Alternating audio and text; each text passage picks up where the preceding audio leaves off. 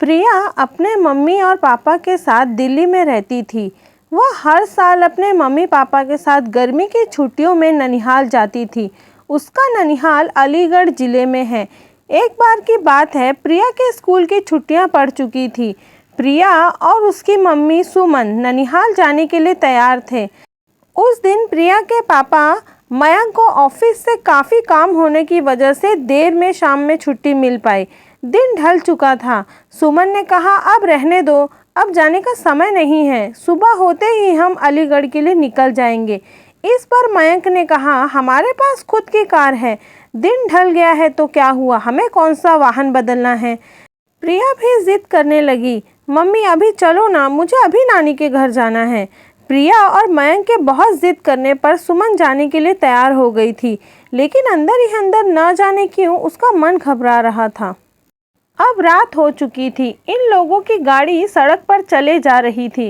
रात की वजह से सड़क पर वाहनों का आना जाना कम हो गया था। मयंक कार चला रहा था। सुमन और प्रिया पीछे की सीट पर बैठे थे। जिस गांव में उन्हें जाना था वह गांव अलीगढ़ से करीब 30 किलोमीटर आगे था। वह अलीगढ़ पहुंच चुके थे। आगे का रास्ता कच्चा और सुनसान था। वहां कोई आता जाता नहीं दिख रहा था। गाड़ी अब कच्चे रास्ते पर चल रही थी। थोड़ी ही दूर चलने पर गाड़ी अचानक रुक गई। प्रिया ने पापा से कहा, पापा क्या हुआ, गाड़ी कैसे बंद हो गई। मयंक ने कहा, पता नहीं बेटा, उतर कर देखता हूँ।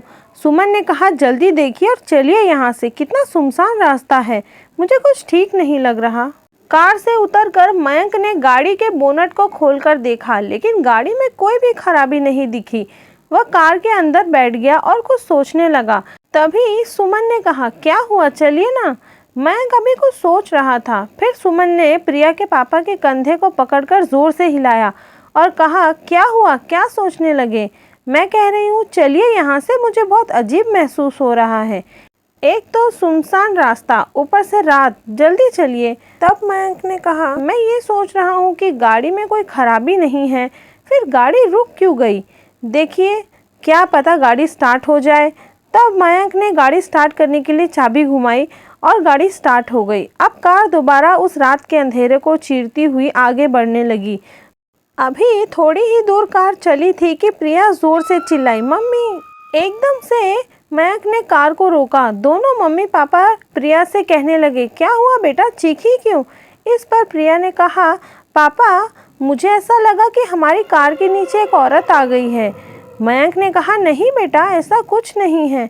अगर वो औरत हमारे कार के नीचे आती तो हमें भी पता चलता, और वो वैसे भी रात बहुत हो गई है, मुझे नहीं लगता ऐसे में इस रास्ते पर हमारे अलावा कोई और भी होगा। प्रिया की आंखें डर से फटी हुई थीं और वह कांप रही थी। नहीं पापा, ट्रस्ट मी, मैंने देखा उस औरत को, वो हमारी गाड़ी के नीचे आ गई। सुमन ने कहा, प्लीज़ मयंक आप गाड़ी तेज़ चलाइए, मुझे बहुत डर लग रहा है। मयंक ने गाड़ी की रफ्तार तेज़ कर दी। तभी कार के शीशे में मयंक को एक डरावना चेहरा दिखाई दिया। उस डरावने चेहरे को देखते ही मयंक का हाथ स्टीयरिंग से छूटा और गाड़ी का बैलेंस बिगड़ने की वजह से गाड़ी इधर उधर चलने लगी। जैसे तैसे करके मयंक ने अपने आप को और गाड़ी को संभाला। तभी उसके सामने एक औरत दिखाई दी जो गाड़ी रोकने का इशारा कर रही थी, लेकिन मयंक ने गाड़ी नहीं रोकी, बल्कि गाड़ी की रफ्तार और तेज़ कर ली, क्योंकि अभी तक वह प्रिया की बात पर विश्वास नहीं कर रहे थे। और अचानक से उन्हें एक औरत सामने दिखाई दी। सुमन और मयंक काफ़ी डर चुके थे। मयंक तो पसीने से लथपथ गाड़ी को अंधाधुंध रफ्तार में भगाए जा रहा था।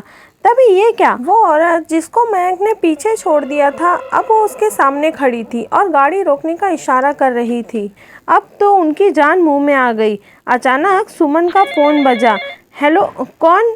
दूसरी तरफ से सुमन का भाई विद्युत बोल रहा था। हेलो दीदी, कैसी हैं आप।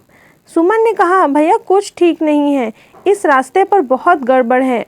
और सुमन ने उस औरत के बारे में भी विद्युत को बताया। तब विद्युत ने कहा, दीदी आप चिंता मत करो, मैं अभी आता हूँ। और 10-15 मिनट के बाद ही विद्युत वहाँ पहुँच गया। मयंक ने गाड़ी रोकी और कहा, अच्छा हुआ तुम आ गए, पता नहीं क्या हो रहा है हमारे साथ, कुछ समझ नहीं आ रहा।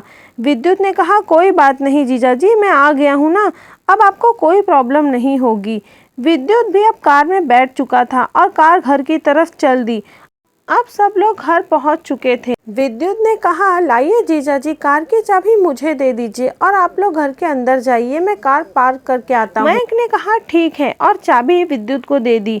जैसे ही प्रिया उसकी मम्मी पापा ने घर में एंटर किया तभी वो चौंक पड़े। घर के सब लोग रो रहे थे और सामने किसी की लाश पड़ी थी।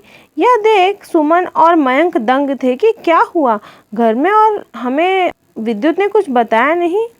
सुमन की मां ने रोते हुए कहा, बेटा तेरा भाई विद्युत अब इस दुनिया में नहीं रहा। इतना सुनते ही सुमन, मयंक और प्रिया के पैरों से ज़मीन खिसक गई। सुमन को विश्वास नहीं हो रहा था क्योंकि जो भाई घर के बाहर तक उसके साथ था और घर में उसकी लाश पड़ी हुई थी। यह देखने के लिए कि कहीं ये उसका वहम तो नहीं, सुमन ने विद्युत के चेहरे से कफन हटाया। हाँ, यह सच था, सामने जो लाश पड़ी थी वह विद्युत की ही थी। सुमन के पिता ने बताया कि रात 9 बजे विद्युत अपनी बाइक से घर आ रहा था। तभी उसकी बाइक को एक ट्रक ने जोरदार टक्कर मारी जिससे उसके सर में गहरी चोट आई और वो मौके पर ही खत्म हो गया। मगर विद्युत मर चुका था, तो जो बाहर था वो कौन था? दोस्तों, कभी कभी ऐसा होता है कि हमारे अपने हमसे दूर जाने के बाद भी किसी न किसी वजह से जुड़े रह जाते हैं। जैसे घर के किसी सदस्य में मरने वाले का हद से ज़्यादा प्रेम, या और भी बहुत सारी वजह हो सकती है। तो दोस्तों, यह कहानी आपको अच्छी लगी हो तो इस चैनल को लाइक करें, शेयर करें और सब्सक्राइब ज़रूर करें। धन्यवाद।